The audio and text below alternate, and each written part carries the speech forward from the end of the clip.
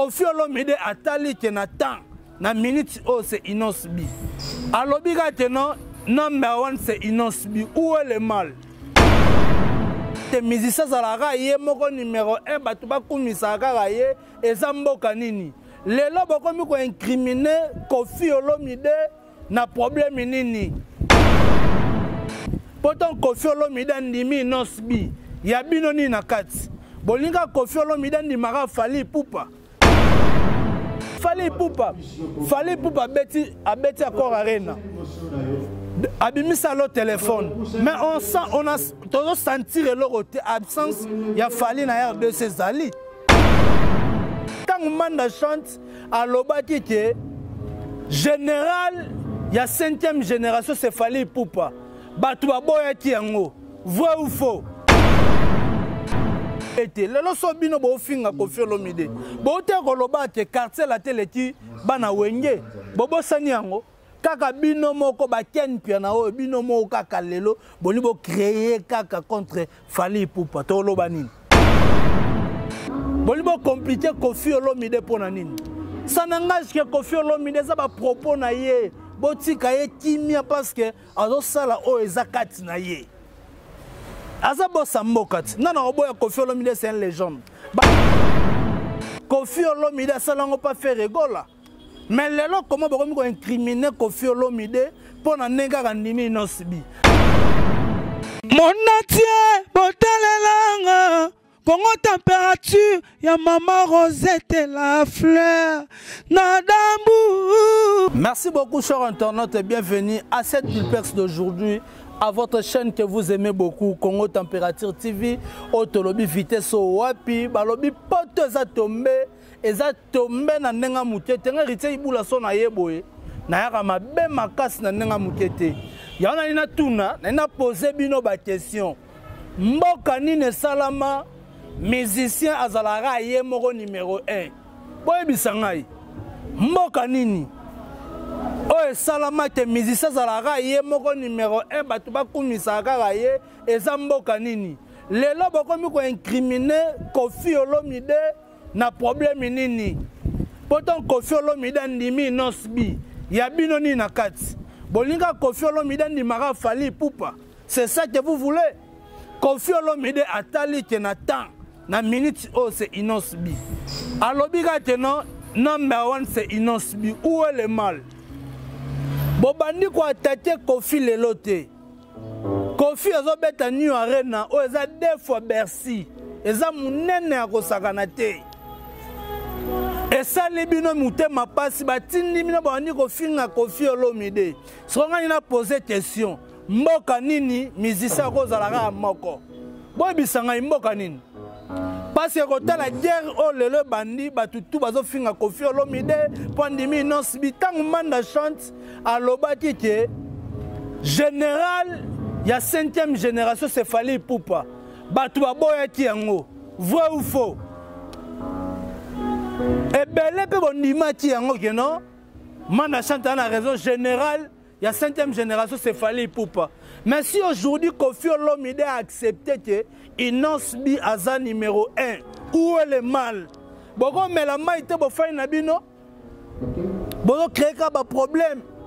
Le lot débat o ekoti batu ya Fally boko mo finga Kofi Olomide. Qu'est-ce que Kofi Olomide a fait? Ya ko accepter ka mutu. Kofi Olomide a fait ça chez Fabregas. Akumisa Fabregas awa nana boya yango. Kofi Olomide sala yango pa Fally Ipupa. Kofi Olomide sala yango pa faire rigola. Mais lelo comment bokomi ko incriminer Kofi Olomide pour na nenga ndimi Inosbi. Ba Inosbi ba jeune talent o ba lelo. Ezo senga nini? Bo pesa bango chance. Bo pesa bango chance ba tende liboso. To na posa te génération oye e matisape. Yanga ta na loba te no oyo ba wera ba raté ba Kofi ba raté. Ba JB ba ko ba faire ba Fally Inosbi peut le faire. Pourquoi pas Gazima oete a sala ngo pété? Mais si c'est compliqué, pourquoi? Bon, nous avons incriminé Kofi Olomide. Qu'est-ce que Kofi Olomide a fait? Abominani. Car on a nimi Inosbi et créé problème. Non, ils ont ma musique. Ils ont musique en tout cas supporter. biso batokumisaka soki banani tokumisaka soki nani nakumisaka Fally nakumisaka Ferre to supporter ça dit oyo muta lobby eza Koffi Olomide. Koffi Olomide c'est une légende. Koffi Olomide c'est une légende na musique ya Congo na boya Koffi Olomide. Dis-moi ta bato ba ofinga Koffi wana na boya Koffi. Bato nyonso bakumisaka Koffi Olomide na boya kae. Si aujourd'hui ta bato ba loba te so quartier latin ezoko exister pour na Fally te. Quartier latin ezoko exister pour na Fally te. Quartier latin ezoko exister parce que Koffi Olomide il est là, il est en vie. Yango quartier latin ezoko exister parce que yé moko mta créé yango. Dis-moi aujourd'hui est-ce que vivre la musique est en vie? Serait en vie. Bon expliquer ngati, est en vie. Mais papa Wemba persona makufa vivre la musique eko existera te. Ata batu basali be fort ndenge nini eko mataka te parce que mutu asalati groupe wana na ba idée na na ba innovation na ye, il n'est plus avec nous. Mais pourquoi bon balelo que quartier la tête soit vivre parce que Fally Ipupa zana ndenge nini? Est-ce que Fally vient chez Koffi Olomide ba beti concert ou bien ba yembi disque moko ba disque Koffi ça ba succès? Ah, est-ce que Fally il est là? Tout ce qu'on discuter pour rien to bando tater Koffi Olomide na ba makamo za ma musique so Koffi Olomide a accepté Innocent B parce que lui-même a senti en lui que Innocent B c'est bon.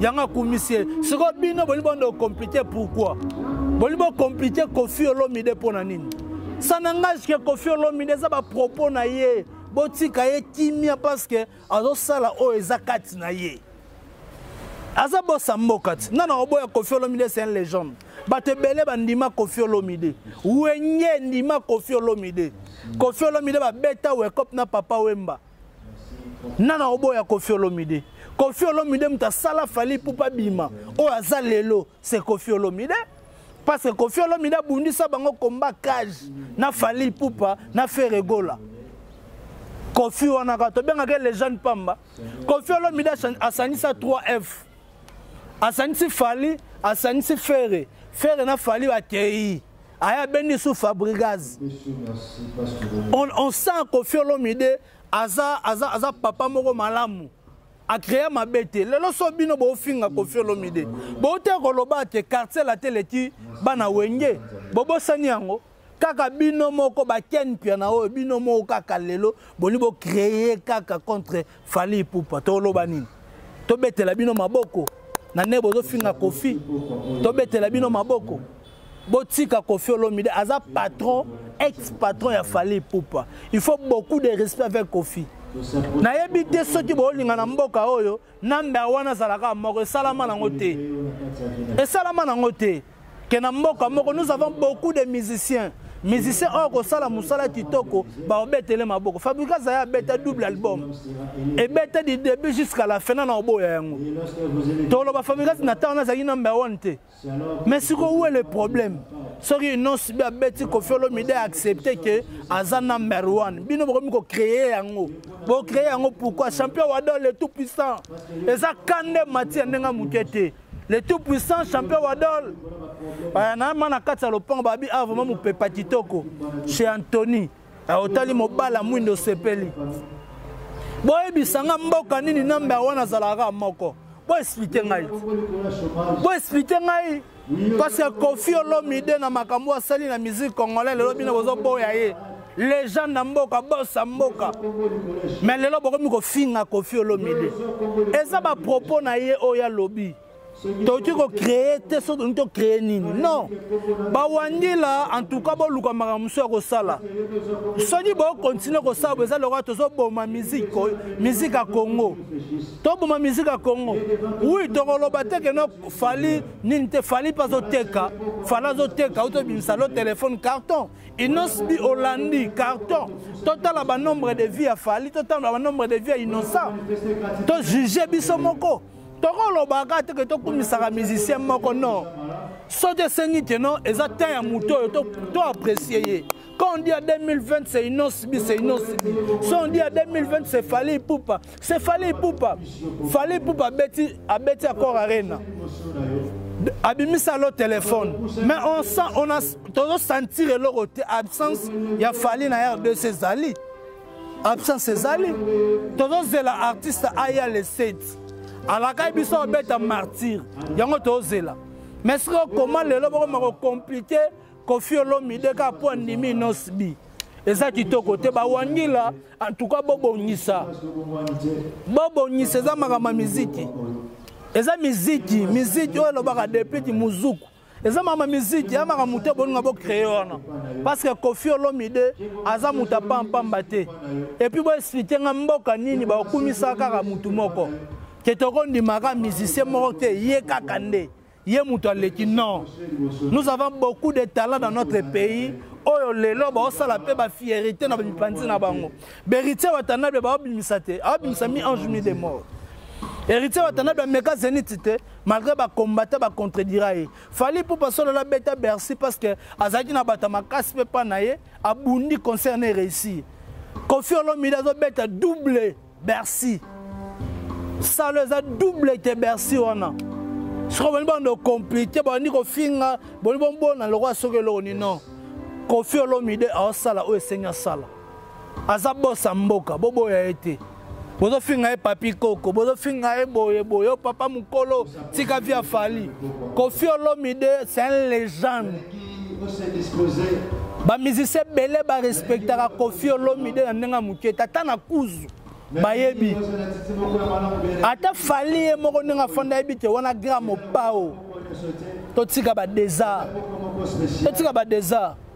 et kitoko te to bakosa abino te bino bakosa abino te baloba na bino ka ba vérité na ko tana nga ba voice te na boyi ko tsa ba voice ya bata fali na boyi ko tsa ba voice ya bata Koffi Olomide nenge bazo ko discuter na boyi ko tsa yango na ko loba kaka bo po boyoka on mélange pas beaucoup mélanger boss te na mona musala bon mélanger en tout cas patron na ndenge na patron na ndenge na baluka banzana na bango je dis merci beaucoup à maman Rosette l'affaire d'Ambour pourquoi pas le tout puissant champion Wadol pourquoi pas ya président Bruno Lubi Kambonga propre Sandra Wangata maman la petit bon junior Broly 10 à match balobi Patrick qui tout a depuis les États-Unis Patrick qui tout à force champion Wadol le tout puissant nazobelo samedi za lobby champion Wadol Tom Melego sala bien.